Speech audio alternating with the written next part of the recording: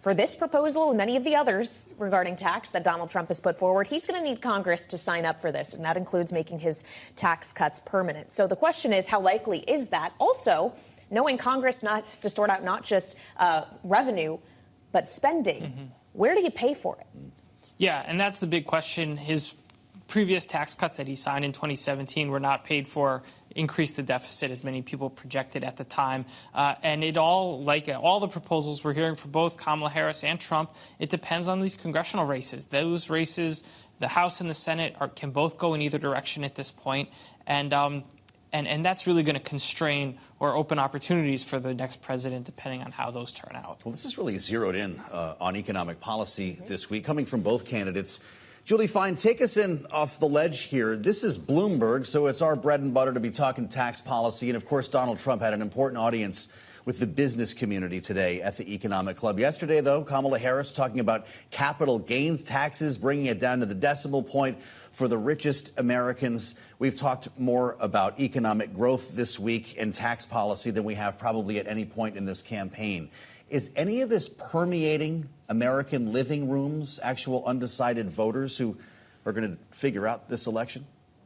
Well, I think this permeates when it comes to large companies. When it comes to companies that can look at their corporate tax rate, they will say, hey, this sounds great. The question, and you just brought that up, Joe, are those independent voters, or is that somebody that Trump already had to begin with? So let's talk a little bit about USA. Sure, that speaks to the base. These companies that are going to get more breaks because they are American-made. However, again, I always bring it back to, is this going to affect you when you get your groceries? Is this going to affect you when you're buying certain things? For people that are struggling with that, for them to hear that there are going to be bigger corporate tax breaks and they're undecided, well, that may speak to them.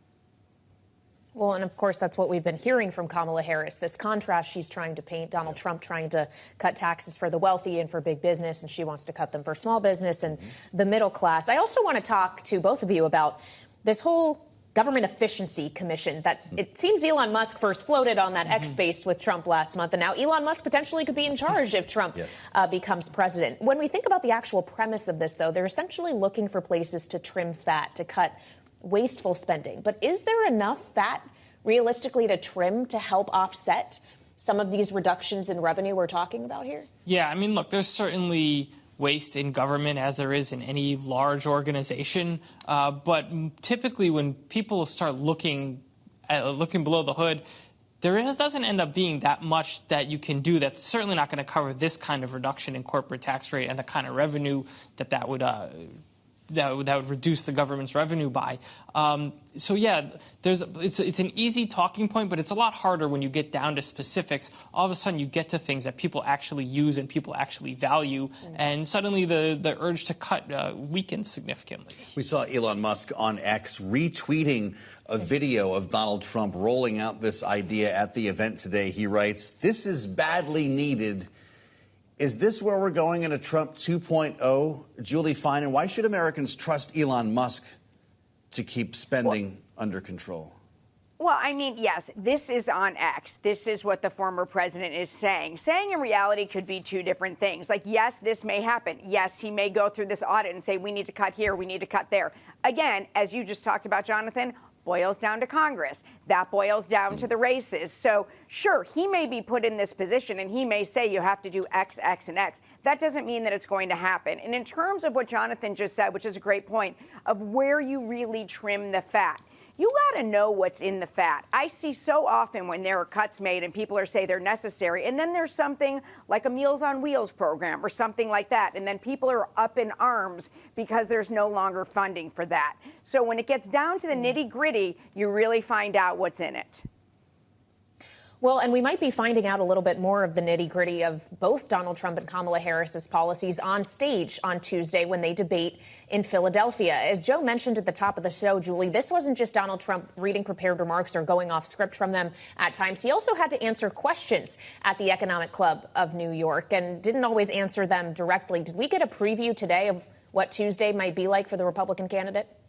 Well, it's very interesting because he has basically said that he's going to be calm. He's going to let her answer questions. Okay, you can go in a certain way. I mean, my guess is that that President Biden didn't go in and think that this was going to end the way that it did after the debate. So he is going to have to answer direct questions. And if he doesn't stick to the script, it really depends on how she responds and what moderators have to say.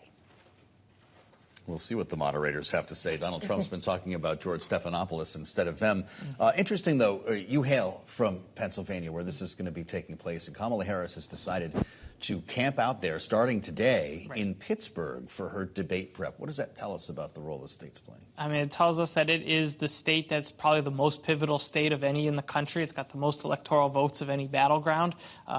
It becomes very difficult for whoever loses Pennsylvania to have a path to the presidency. They have to win a whole bunch of other combinations to make up for that. The fact that she's in Pittsburgh to prepare and then she's going to Philadelphia for the debate, she's hitting both ends of the state, both very important Democratic vote centers. So it tells us that the candidates are going to be in Pennsylvania pretty much nonstop between now and November. If you're a Pennsylvanian, get ready for a lot of coverage and a lot of ads.